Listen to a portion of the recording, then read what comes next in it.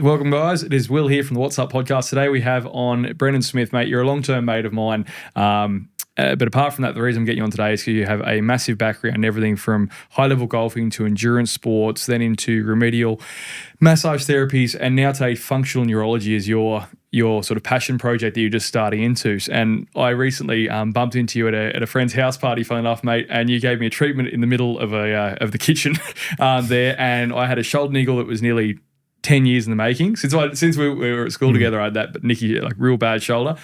And man, you managed to get more mobility in that than I had in the last probably 5-10 years of remedial stuff, literally in the kitchen of a house at a house party, just making a few adjustments. And I wanted to get you in today to try and show people I've done everything from needling and cupping and massage work, and I've done mobility work and prehab work and all of it, and be able to get that level of relief from pain and immediate adjustment in range of motion, literally just standing there making a few movements was utterly mental, man. So I wanted to get you on here and pick your brain on how that started and how did you even stumble across that? So for yourself, mate, what led you down that rabbit hole of trying to, I suppose, hack into the neurology, so nervous system stuff more than your earlier stuff, which was obviously more physical when you're doing more your remedial work? Yeah. I suppose through golf, endurance sport and stuff like that, you're always getting your own body maintenance work done. And then you find new tips and tricks to kind of help maintain your own body, right? Just to keep it ticking along, because at the end of the day, we can't afford to see the chiro or have a massage every day, even though you feel you need it some days. And it was actually through my own hardship doing remedial massage, and you could get some great results. I loved getting massage probably more than most people, but then I developed an ankle anterior tib inflammation, so like the arch of my foot felt like it was dropping. I was getting horrible shin pain, and I'd been doing endurance sport at that point for like 7 or 8 years, and no chronic issues like that. I'd been lucky, or whatever you want to call it, but and then I did all the knowledge that I had. I used every trick and tool on myself. Nothing was working. I was seeing a chiropractor at the time, and I didn't just see these people once. I spent, I do 6 or 8 sessions with each person trying to get help. I saw osteos, chiros, acupuncturists. I even got a bit desperate and saw a podiatrist, and that was no help at all. And then I met this guy who was talking about neuroplasticity, and I was on a balance beam, and 10 minutes of being on a balance beam, first time in 5 months, I had no ankle pain. And then within a couple of weeks of doing that, I was able to go back running. Still wasn't 100% right, but it was a dramatic improvement. Like I could go for a 30-minute run without worrying when it was going to flare up.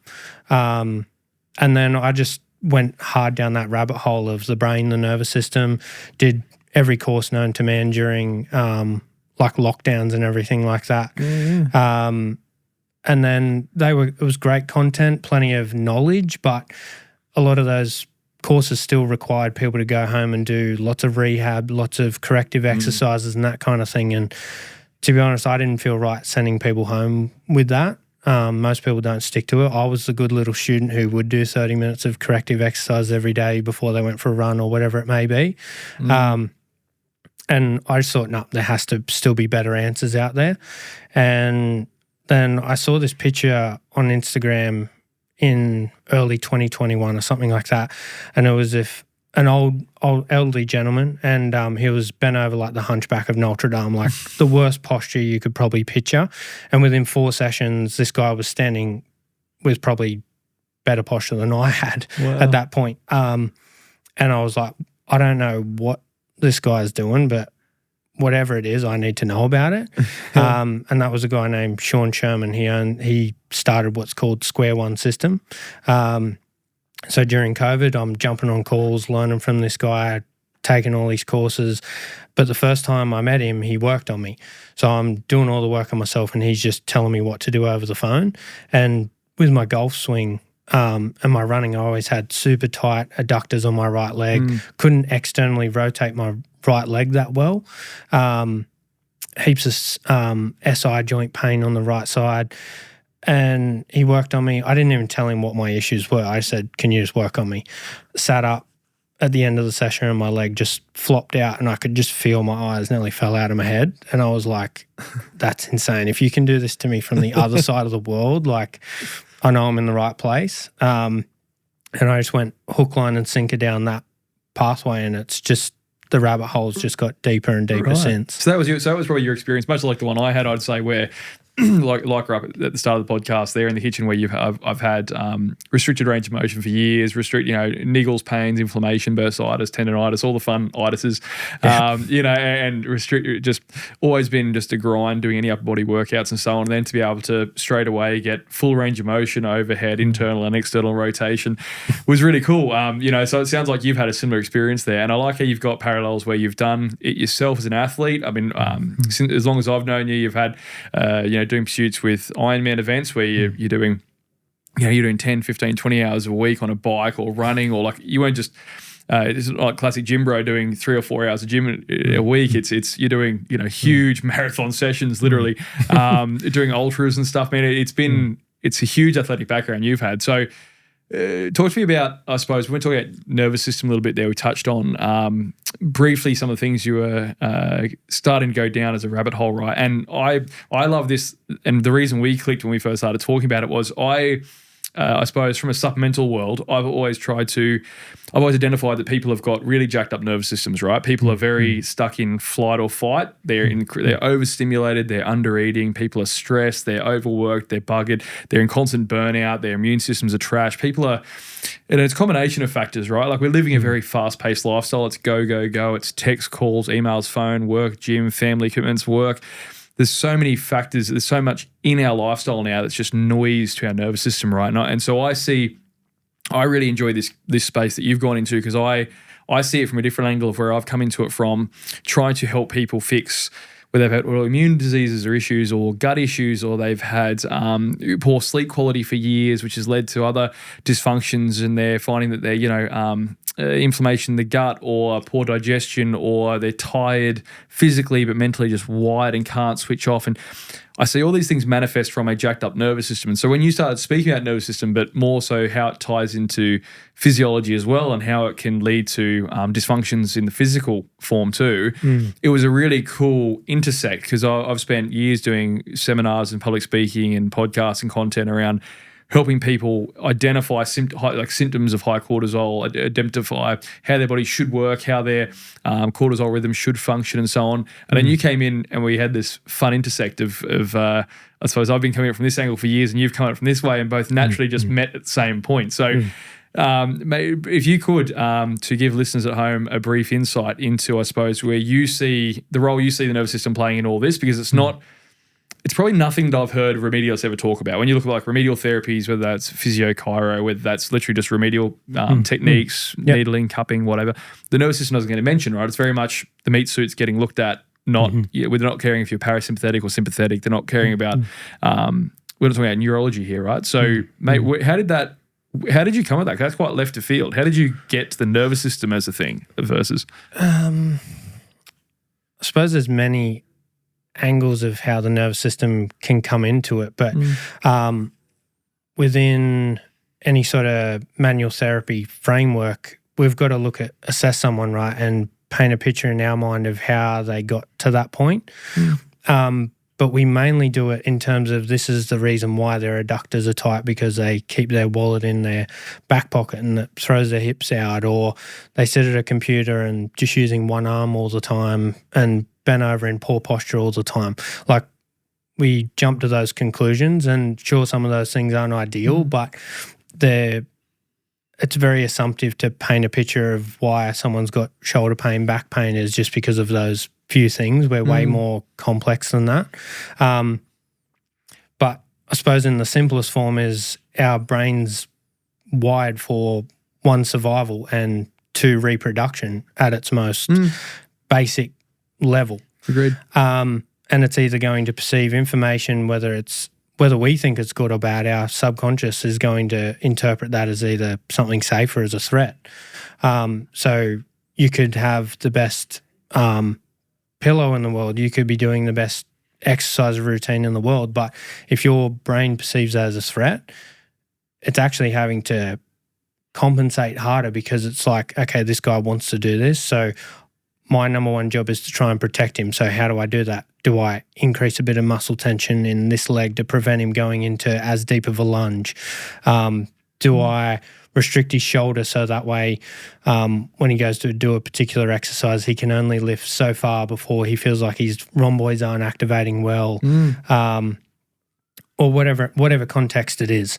Tell me to work harder, right? And I'll drill down there for a second before we go further down that path, because that's what you just said is perfect. So when you say, I suppose the nervous system has two priorities, right? Survival and reproduction. Dead, spot on. When I think we live in a time where we overcomplicate the fact that we are in fact animals, right? Like we're the way we evolved, it was from much simpler times, and the modern conveniences we have now with artificial lighting and conveniences and TVs and technologies and how sedentary we are and all of that it makes up literally 0.0002% of human history. This is a very recent experience, what we live in now, compared to how we evolved. And you're right, we evolved in this space of it was like punch and run was because you literally could, like it was life or death, right? And you could freeze to death or starve to death and it's funny that those archaic sort of very old systems, and we see that in, I suppose when you're looking at neuroscience, you see it a lot with what parts of the brain you're activating in these particular states. Yeah. And your nervous system is the thing that's responsible for scanning the environment, detecting, am I safe? Do I have enough food? Do I have enough water? Am I secure? Have I got shelter? And it then informs the hormones, it informs everything thereafter what to do. So I think what you said there was really well summarized and really well simplified. But I talk about this heaps in my body of work, and in the supplemental space, the most bang for your buck you get with anyone is looking at things like adrenal and sleep sups. As soon as you start managing that stressed out nervous system, their body gets a breather and chance to recover and repair and rebuild and stuff. So that's just a really good intersect. So walking down that, there are main priorities for it. And you're saying you're finding that when people were, I suppose there's our nervous system dictates that an area is or perceives something to be a threat or an issue, or we are already in flight or flight going into an activity of some description because of our busy lives or whatever's going on in that particular time. So from there, we're finding that we're having we're overcompensating, right? We're burning more resources as well doing it. I'm assuming I see that with high cortisol, is you're burning a shitload of resources just to live. So going further down that rabbit hole then with you, mate, so when you're seeing these people, what do you see in athletes where this happens? Like when you're working with people who have got this chronically jacked up nervous system, their body's obviously perceiving their environment as risky. What are some common things you've seen with patients early on that might give you hints that this is a thing? So just so people listening at home can get some take-home stuff, Yeah. I suppose so. We've always pictured pain, a tight muscle, restricted movement as a quote-unquote bad thing. And don't get me wrong, they're very uncomfortable. But rather than chasing the symptom, we need to look at, because as coming back to that survival of staying alive and perceiving something as either safe or as a threat, the brain's is way smarter than we'll ever understand, and it's not going to produce these symptoms for no reason. It's using it as a protection strategy. So the more we can start to look at it through the lens of why is the brain trying to send these protective signals to my knee, my shoulder, whatever it may be, what's it trying to actually tell me? And where am I actually missing information to restore safety back to the brain in order for it to stop feeling the need to express the pain, the restricted movement, whatever it may be. Yeah, gotcha. High cortisol. Why is it producing that? Like, what is the survival mechanism or the protective strategy it's trying to use by rapidly increasing our cortisol and preventing us sleeping or preventing us being able to lift as heavy as we want to or run as far as we'd planned to on a particular day? What's it trying to tell us? Yeah, I think the body's a beautifully adaptive animal, and that it'll keep you within your realms of recoverability a lot of the time. I didn't. I quite appreciate this enough, I think, as a younger man. I probably should have listened a lot more to this. I think a lot of us are guilty in our 20s of just bulldozing our way through volume and just training ourselves in the ground, grinding our bones to dust the way it feels at the time. But our body is a really, really clever animal at telling you when it's time to slow up, put the brakes on and try and it can do that in a nice way, which might be increasing, making you a bit more tired, slowing you down a little bit, decreasing cognitive function, just getting you to wind down a little, or it can do it in a not so cute way and things snap. And we can cause acute injuries, things get jacked up and tightened and restricted. So I suppose when we're talking about how can we try and when we're in that system there, so we've got the person with restricted movement. So if we're listening at home, we've got the restricted movement, the minimal ranges of motion, we're stiff all the time. We might have recurring patterns, and that was my thing with yours, that I had that dicky right shoulder and jacked up levator scap, jacked up rhomboids for years, right? And I always put it down to, I was doing the Y raises, T raises, the I raises, going through, playing around with prehab stuff as well, doing activation work. I'd get massaging probably once a fortnight, minimum once a month, throwing needling every second month with that as well, cupping, scraping, and really good relief in a sense. I suppose it's spending some time parasympathetic for one, it's spending some time in rest and digest, blood flow, heaps of benefits from that. But lo and behold, a week later, 2 weeks later, however long it was, it would come back. And I'd find myself in the same place in the exact same patterns, right? And we spoke about this when I was first picking your brain on this because it was really interesting to me. So when you see someone who's got a particularly persistent niggle injury, long-term dicky thing, whether it's that knee that, like in your case, where you found that you had that inability to have like good external rotation at the hip or whatever it might be. Early signs to look for that it's that. So what's giving you hints? Is it the fact that it's chronic or is it more acute? And then two, how do you start unpacking that? What are you looking at when you're starting to treat that person now as you approach it more functional neurology versus your old remedial days? And I suppose it goes back to, like you said, with our lifestyles at the moment, right? Like it's a constant bombard of different sensory information. But there's a great doctor I listen to, Dr. Olivia Lessler, and she's incredible. She works in the realm of looking at the body really holistically. And she talks a lot about like the brain loves sensory information, but a lot of the sensory information that we put our bodies through every day is a lot of these foreign inputs that, as you said, like going back to our primitive state, which is a really sexy term to go back to our primitive state, but really our brain hasn't really changed a lot in that time. It's still geared towards survival. Our brain does love sensory information, but sensory information that it perceives as safe. So how many people do you see go to the beach? They wear thongs. They wear sunglasses, so the brain can't perceive the sunlight coming into the eye, so it doesn't know how much, how much protection to put to the skin. The brain's going, I can see the sand, but why can't I feel the sand? I'm wearing thongs, so sensory deprivation chambers of like our shoes. So our brain does love sensory information. So it's not about I need to block out as much as I can. It's trying to also balance modern day lifestyles with also bringing back some of these safety signals back to the brain. And these are things that people can do at home, like walk on the grass barefoot. Don't wear sunglasses when you're outside for a decent period of time. Touch the texture of the sand. Don't put sunscreen on as soon as you walk outside. Like these are very common things we can do in our day-to-day life that are actually safety signals to the brain. But in terms of movement, again, I don't really – where someone feels symptoms is – it can be informative sometimes, but to be honest, a lot of the time it doesn't really matter because everyone's reason for having shoulder pain, there could be 2,000 different reasons someone's got right shoulder pain, and it can be different from you to me to the next 20 people I work on. So I wouldn't be able to sit here and say, oh, you need to do this particular thing for your shoulder, because for you, from memory, when I worked on you, most of it come back to lumbar spine, left hip. So what sort of traditional routes have we ever seen where we go, oh, we're going to connect the lumbar spine to the hip? And it's not about assessing posture better.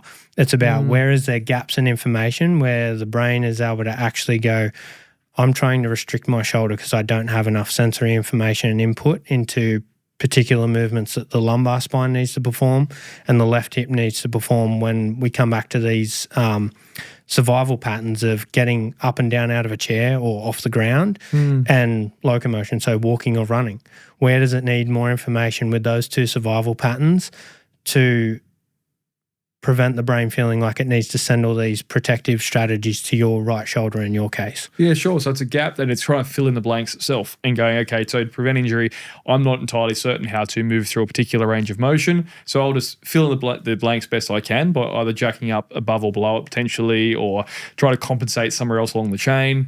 And I guess that's an interesting one, because we were talking about this before, where you see that in those compensation mechanisms, like they love them in physiotherapy. We love them in like most of your anatomy stuff. Like a lot of time it can be, if you're just talking purely the musculature as opposed to the nervous system, you can be talking about that jacked up rhomboid levator could well be from, a tight QL on the left side, which is because of the collapsed arch on the right foot, which is because. So it's fun watching the chain events coming from a muscular perspective. But then when you hear that it could be from neural innervation not firing in a particular pattern or not having enough information. I think that's a cool point to drill down on, because the whole body thrives on information, right? And the nervous system is putting out millions of bits of information a second, trying to make everything fire and coordinate and move. So when we're saying we're missing bits of information, so what are some of the things that would lead to us missing that information or to that not functioning? Is that purely something that's happened around, I suppose, could that be a formative thing where it was never there in the first, like we never quite developed that in the first place? Could it be due to, injury or trauma or something that's doing it? Like what can cause the human experience to miss parts of that, neural input, I suppose, or those gaps that you're talking about? I suppose that's a and I don't want to make more assumptions because we are complex. How we were birthed, how we developed. Did we crawl? Did we walk too soon? Did we fall over and hit our head too many times during that development? Which then the brain's going to go, okay, I need to protect my head. I'm going to compensate to prevent you falling and hitting your head more often. So what sort of upstream or downstream impacts is that going to have on how you develop your gait pattern? But so there's many different answers, but I would say one that most people could relate to is we've all burnt our finger on the stove. We've all potentially rolled our ankle running. We've all been kicked in the shin playing sport. We've all fallen off a trampoline or off a swing or whatever. And as much as we consciously move on from those injuries, our brain always remembers. So it doesn't matter that you rolled your ankle when you're 6 years of age, your brain's still compensating for that because it still remembers everything that happened at that point in time, what the smell was in the environment, what it heard at that time, what the sound was when you rolled your ankle, when the bone cracked because it's trying to protect the ligaments, the swelling, the stress of it. I've just rolled my ankle. Wow, I'm going to have a big fat blown up ankle for 2 weeks. If you're in an isolated environment, I've now got to get back to where someone can pick me up in the car to go home. So I had just as an example to that would be a client I worked on the other day, SI joint pain, hamstrings weren't firing properly. Hamstrings weren't firing properly. Glute wasn't firing properly. QL, quadratus lumborum, wasn't firing properly. Psoas was probably working too hard, you would say. And a lot of it came back to they kicked their pinky toe when they were 6 years of age, and the client had completely forgotten about this injury until I was like, something's happening to the pinky. Can you like unpack that a little bit for me? And they're like, no, nothing. And then I started performing. I started trying to find out what stimulus is it still perceiving as a threat. And all of a sudden it came to the client that when they were 6 years of age, they were running along, stubbed their pinky toe on a paver, and they remembered how traumatic it was at that age. Yeah, I think all the listeners at home can feel that viscerally. Even just describing, everyone's done that. I jagged my toe this morning on the corner of the table, and it's just, I think everyone has that experience where it locks on. And that's a good one where you can really see how something incredibly long term, because we got down the rabbit hole of conversation around, I suppose, a lot of the modern psychology is based on, I suppose, a lot of these theories now as well with early childhood periods a lot of the stuff we pick up there can have flow-on effects to subconscious now and our behavioral patterns and loops and the way that we interpret our environment as well, whether we're conscious or not. A lot of modern psychology is based on, a lot of those developmental years, 2 to 7, where we do. And so where you're saying there, where things that we could have long forgotten ever were an insult or an injury or a problem back then, the nervous system doesn't forget it because I guess going right back to the survival type part, it can't afford to not remember it, right? Because if it doesn't, we can't afford to wait to see if it's life-threatening, right? So, okay. So I can roll with that. But so we're also the best compensators in the world. Like, it's not to say that every little injury we need to unpack and worry about it, but sometimes it is super relevant in some people's story and context of how they came to have SI joint, like sacroiliac joint pain.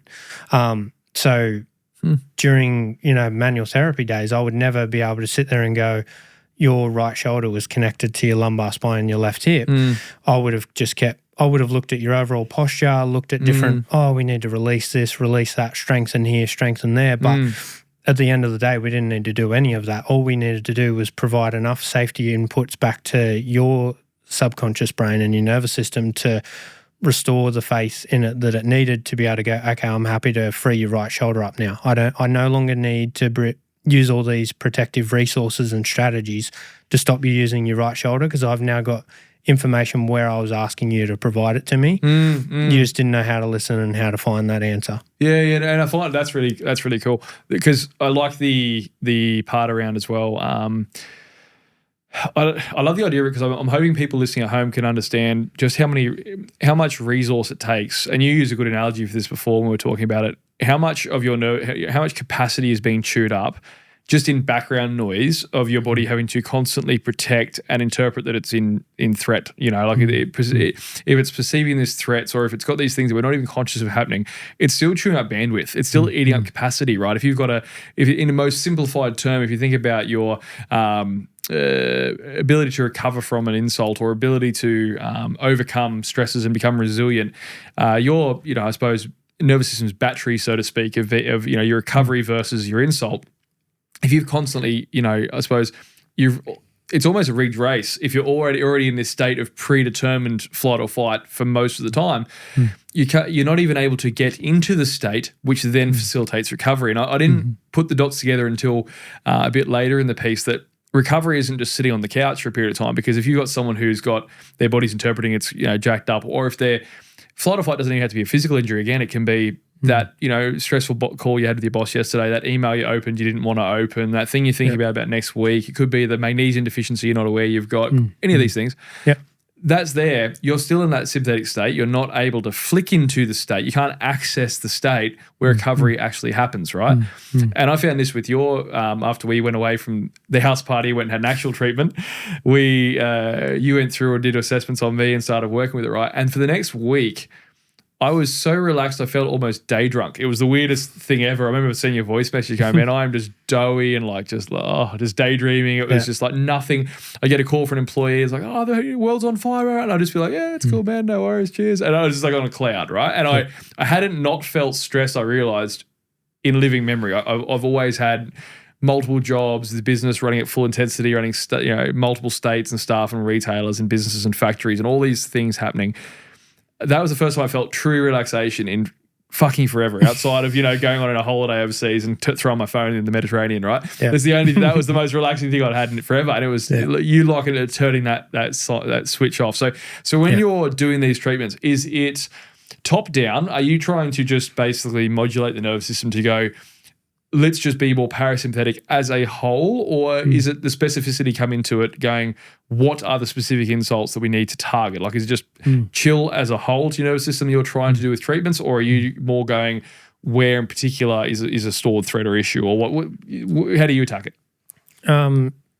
There's probably a couple of different angles. Like, it depends on what someone's goal is. If it's for restricted pain or movement, we're going to look at and if they're looking for performance, I'm going to do a little bit of stuff on the table, but then I'm going to put them closer to the area that they perform in, right? Because let's say as a sport, let's because I come from golf. Let's say it's golf, right? Let's say they're trying to make a swing change, and doesn't matter how many reps they've tried to put in, it's still not clicking for them. Their performance has dropped. Okay, well, let's ask your nervous system if it actually perceives the swing change as safe or as a threat. And if it's perceiving it as a threat, okay, where does the body need more information from to perceive what you're trying to do as safe? So that way it's no longer trying to protect you, and it will actually take off the handbrakes, if you will. Like the brain will put the handbrakes, or like a governor on our performance, if it's perceiving too much of what we're doing as a threat. But once it starts to go, okay, I don't need to protect you in this environment, then all of a sudden performance tends to go through the roof, because it's no longer trying to protect you. It's going, okay, go for your life. Like you can perform as good as you can now, and we can actually start to put in reps now, reps and sets to further ingrain and strengthen that muscle memory, as opposed to if it's just perceiving the movement itself as a threat, you're just going to have to keep compensating on compensation on compensation to keep feeding it and hoping one day it clicks. And whether that's squatting, deadlifting, swinging a golf club, running, then I'd say it looks different for those people. But if someone's looking to sleep better, or they've had a traumatic past, whether it's emotional trauma, physical trauma, like car accidents, things like that, I'm going to unpack that differently in terms of we're going to assess certain functions of the nervous system. Like there's another great guy I learnt from, functional neurohealth, who he does amazing work with primitive reflexes. So we're born with these primitive reflexes, like everyone's seen a baby when you stimulate their cheek, they know to turn toward the mother's milk because it's feeding time. But these reflexes, as another example, is when you walk into a loud room, you make a loud noise and the baby jumps. These are key to our survival, but after the first 2 years of life, these should integrate and go away, because like you were saying with bandwidth, when these reflexes don't integrate properly and they stay present, they're using up a lot of resources and a lot of bandwidth within the nervous system. And it makes sense to think the brain's only keeping these on out of it feels its survival is under threat. So why would the brain compensate that hard by keeping these very primal primitive reflexes on that should go away after the first 2 years of life? Why would it keep them on when we're 15, 20 years of age? It does it out of protection. So so we need to look at it from that point of view in terms of, do you have reflexes present, and what sort of effects is that having downstream on the nervous system, and what other functions of the nervous system are now out of whack, potentially because of the reflexes, or like does your vestibular system need more information in order to restore mobility to your right knee, or does it need more information from a particular head position that we use every day? Every step we take with our 10,000 steps a day, it needs to access these positions. And if the brain doesn't feel safe enough to express that, that's having some sort of physiological effect on the body, which is then ties into you have enough of these systems that aren't firing optimally, or there's too much perceived threat in the system to where now it needs to compensate that hard to where, excess cortisol's at play, we're not sleeping properly. It's trying to send us all these signals on our dashboard to say, hey, we need to rein things in and get things in order again. So it's assessing these different functions that should be working in a particular way and find out if they're not working properly, where does the body need more information to get these things firing properly again. I love what you said there with the what's showing up on the dashboard, because that's a perfect analogy to try and give people, I suppose, used to seeing apps on your phone or getting notifications on your phone when things are. I think it's a really great way for listeners to conceptualize, to try and get them to start listening to feedback. Because I thought it really struck me as bizarre that more people weren't more in tune with their body until I started making supplementation and realized that, and doing it on a large scale, right? And when you start making sleep supplements, you'd ask someone how they slept and they weren't sure if it was better or not. And I was like, how can you not be sure if you slept better or not?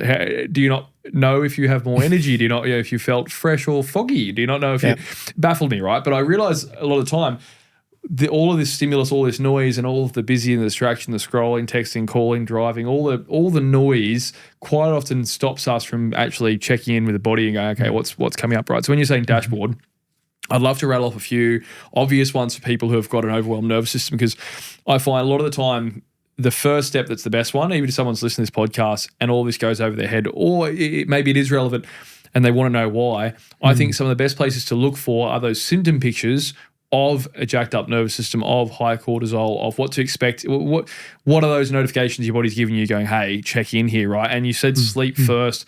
I would love to start there because that's the most obvious place, right? So when you're seeing buckets of cortisol and people are really stressed out and so on, what about sleep specifically are you seeing, or what are you noticing with people that you're hearing about? And then I'll share my stuff. I suppose the common, like nothing groundbreaking, but just easy ones, because most people, to be honest, most clients that I see, they might know a little bit about cortisol, but they don't know how that affects their sleep or their hunger levels and all that sort of stuff. So even just basic stuff, are you getting up one or more times to pee at night? Because if you are, that shows as an interruption in your sleep cycles. That shouldn't happen. We should, when our body wakes us up to pee of a morning, it means hormones are kicking in. We're ready to start the day.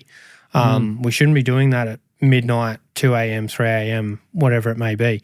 So easy things like that. Or do they have a constant niggle that is never really going away, or are they constantly having to avoid certain movements? Like, have they lost the ability to even just be able to pick something up without going, can I do this without hurting myself? Because so many people do that. They've pinched a nerve in their back once, or they've pulled a muscle, and now all of a sudden the brain is consciously going, can I actually do this without throwing my back out? Or can I pick that dumbbell up or whatever it may be without hurting my back? Can I move the bed by myself? And again, a lot movement is so reflexive and subconscious. Like, when was the last time you went to the gym or went for a walk or just went to pick the kettle up? You didn't sit there and go, make sure my shoulder blade's pulled back. I'm making sure I'm activating my deltoid properly. Like, that is way too noisy. Like, the nervous system is on automatic. Like, we only use like up to like 10% of our conscious brain. So, but all the treatment modalities and everything we're doing, we're trying to consciously change things or get someone to be better at activating a certain muscle, but all our movement is subconscious. So we need to be able to tap into that and go, hey, where do you need information to switch your glutes on or activate your rhomboid for you? It shouldn't be it shouldn't be consciously controlled or consciously driven to be able to move the bed without hurting your back. You should be able to just do it. Yeah, it's funny to say that, man, because then you can conceptualize very easily how that should be subconscious, and again, how much resource it takes to have to think about each one, purposely activate lat, lock in shoulder, cool, lift, pick up, move. Like, all of those require processes, right? All that chews up neurotransmitters, all of that requires neural pathways from here down through to innervate musculature and uses up acetylcholine and uses up all these, So I can get how that would become very busy very quickly for it. And to look at less complicated ones too for people, because sleep is exactly where I go first, because everyone sleeps, and it's one of the best things it's relative to everyone. Like, when I'm dealing with hormonal balance, obviously it's drastically different for females versus I'm working with men, right? But with sleep, it's the equalizer, and it's the first place stress shows up. And not just to wake up throughout the night. I see people, they struggle to get to sleep as well. So like that real busy mind, even though you're physically exhausted from a huge day and you can feel it, like your eyes are heavy and you're physically buggered, but your mind is just go, go, go. And ironically, so what do? We numb that, we reach for a phone and we start scrolling.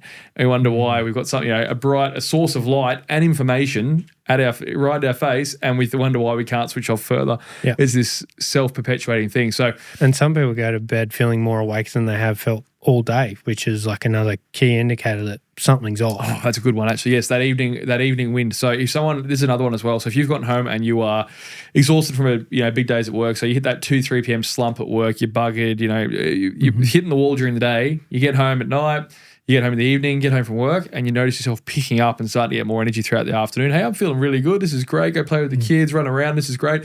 And you find it, you're like really go, clean. I'm going to clean the kitchen, go here, cook dinner, do this. You're on, right? And you're like, and it's funny because like it's you get distracted by the daily routine or what have you, but you're not actually paying attention. Hey, I was buggered all day, but I'm energized in the evening. And I see it with shift workers. I see it with people who have had chronic stress as well, that dysfunction of that cortisol curve. And I suppose cortisol has finally become spoken about a lot more than it used to be. And it gets bashed a lot, but it is a very powerful and necessary hormone because we are talking about survival, and it is a massive priority. But people who have got that, who should be looking for inputs, to give your body hints as to what to look for, picking up in the evening, taking a long time to get to sleep, that busy mind at night, getting up to go to the bathroom throughout the night. When you wake up, to your alarm, are you foggy headed and buggered? Like, do you have to wake up to an alarm? Do you have to hit snooze 2 or 3 times because you just can't muster the fortitude to get out of bed? Like, are you just daisy and foggy head until you get that caffeine? You have to slam that coffee, slam a second one, then you're like, oh, okay, I'm coming through now. Waking up more tired than when you actually went to bed. Bingo, man. And you see this with we spoke about tracking devices right before, so wearables. I mean, you were one of the early adopters, mate, back in your marathon days. I remember you were back on HRV back before people were talking about it. So in the era of wearables, when people are tracking sleep, you can see low REM sleep, low deep sleep, lots of wake events throughout the night, higher resting heart rate. You can see a lot of this stuff. You see low HRV afterwards. You see in Garmin's and such, they'll give you usually like a body battery, or in a Whoop, I think it's a readiness score. You'll see different metrics declining over time as well. And then, like you said, the recurring niggling injuries and stuff. Now, also in terms of other less common ones, man, we spoke about hunger cues and we spoke about digestion a bit as well. You had some gut issues back in the day as well, and you had some and I think nutrition's a bit of a fun complementary pathway, but somewhere else I'd like to quickly just dive into. When we're stressed, we're switching off blood supply to our gut. We're not, our digestive system takes a back seat, right? Whether we're eating or not. So with your background, though, you said you had a lot of issues in the past with foods that were a problem when you were really churning through calories training for hard events. So what was your sort of issues that you ran into with food, and because that was that led you into later on having to...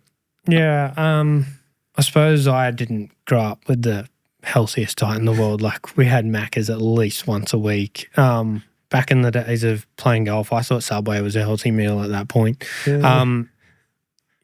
Chinese, McDonald's, Red Rooster, whatever it may be. Like, a home cooked meal was like a few times a week, but once you kind of hit that time where you're out of home or you're on the road a lot, like, it's just whatever you can grab. But it was actually the opposite of, once I started getting healthier, the more issues I started to notice arise. So I'd eat a salad, and foods that had agreed with me, all of a sudden I'm like, why am I getting an upset stomach after eating like capsicum, for instance, or dairy started doing a number on me.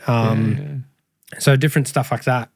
Just the healthier I got, the worse my gut health seemed to be. And I had a great naturopath tell me at that point, it's kind of like the nervous system's kind of telling you again, you've abused me for that long kind of thing, that now you've shown me some freedom. Anytime I give it something that's more on that edge of pushing back toward more unhealthy stuff, it's saying, I'm not ready for this. I'm still need more nourishment at this point. I'm going to jump on that one because I get this a lot now, where it's almost become trendy to be lactose intolerant or to have food sensitivity.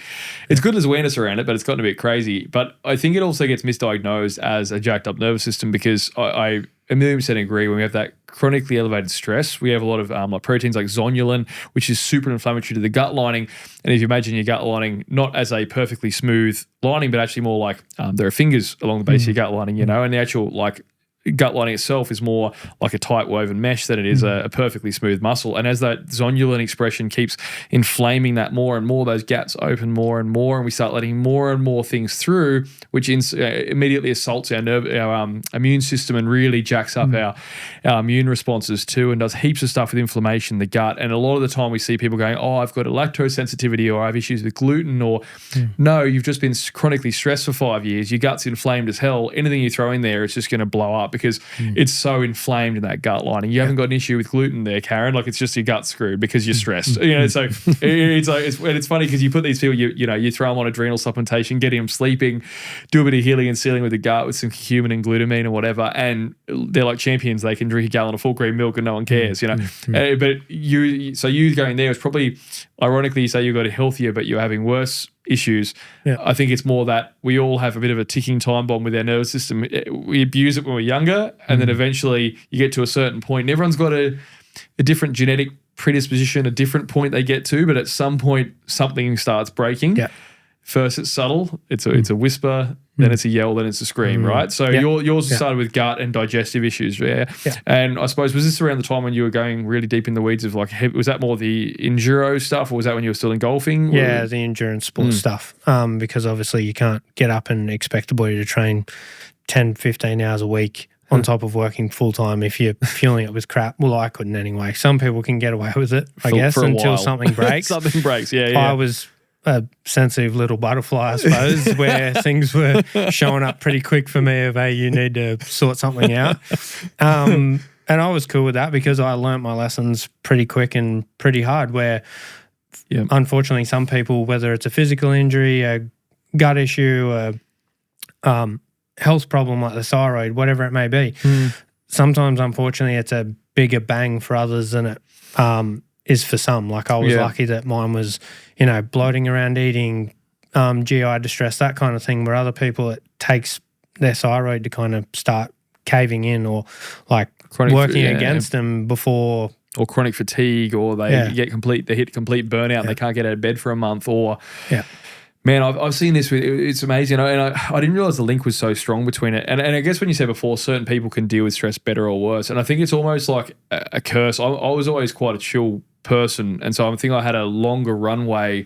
I was naturally more parasympathetic. I was naturally more relaxed, and so I could handle more stress chronically, which almost wasn't better because I took me a lot longer to realize I was cramming my body full of stress, right? But better compensator, right? Which is evolutionary a great thing, right? Being able to endure stress, cool. It's been an advantage for me in business, an advantage in life. But I started reading some really interesting works with like some medical doctors who were looking at the long-term health effects of chronic stress on metabolic diseases, on inflammation, on insulin resistance, on visceral fat, and what that'll do. And I started realizing and also cardiovascular risk and increasing blood pressure and so many really scary things. We see people in their 40s and 50s dying from early heart failure, and people having really significantly impaired health at young ages with not a huge amount of warning signs. So I'm hoping for listeners at home that some of those notifications on the dashboard, so to speak, of the tired but wide feelings, the crappy sleep, waking up throughout the night, the really jacked up niggles and injuries, the overthinking things as well, like having even little things like some people might notice and I talked to you about this when I worked on you, of if you're sensitive to loud noises, like you shouldn't be that startled by a bang goes off. But if a car backfires or whatever it may be, sure, there's a bit of an awareness response, but some people, like, that's like a big deal to them. Their heart rate's going and it takes them a long time to actually wind back down from just a car backfiring when they drive past. Which is a key indicator and maybe a little bit of a sign that their nervous system is not as integrated or working as well as what it should be. Or light sensitivity.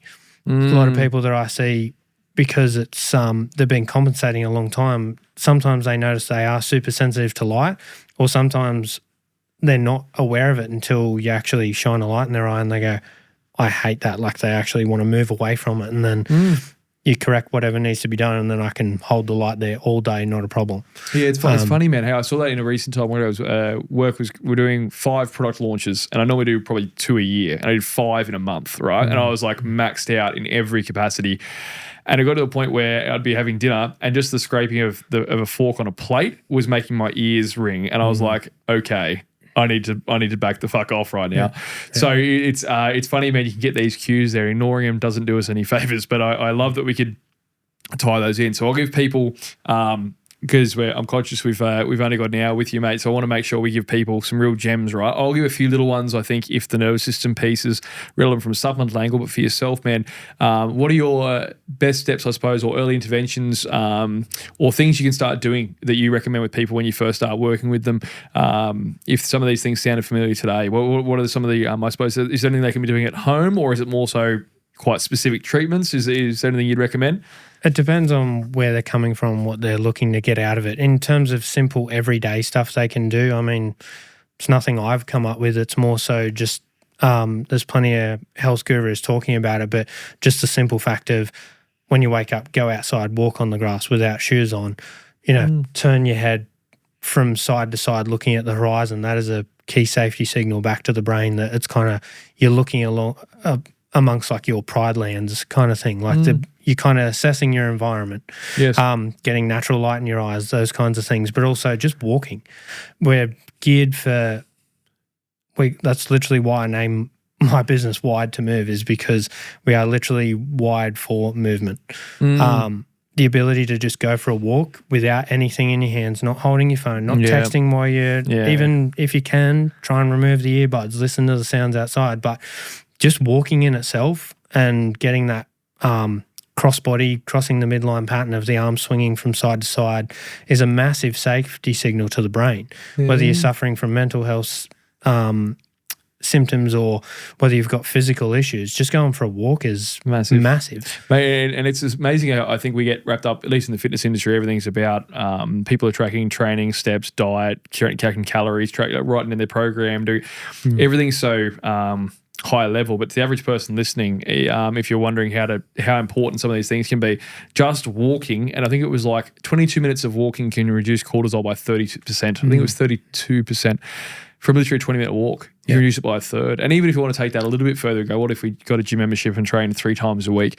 3 times a week after 8 weeks, reduce baseline cortisol secretion from stressors by 38%. So nearly a 40% reduction in the amount of cortisol you put out in response to a stressful event just by training 3 times a week. So that means like train a day, have 2 rest days, train a day, have another rest day, train once, another rest day. It's like more off days than on. If you can just do 3 days a week, you can reduce your stress expression, I suppose, 40-odd%. But there's some really interesting ones. Looking at your horizon, getting some good tracking there, and just getting more movement in, because I think sometimes also if we have all this jacked up adrenaline and cortisol, just physically releasing that through movement, just letting your body actually burn some energy and get some of that, that can really help too. But even the workout, whether they just love working out or whether they're like you, when you had to avoid certain exercises when you're bodybuilding, like you had to avoid certain shoulder exercises, like that is a key indicator that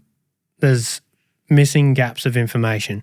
Or, if you're trying to do a squat, you shouldn't have to consciously be, am I activating my glutes? Am I activating my hamstrings? That should happen reflexively, because again, we don't consciously control those things. They happen too fast.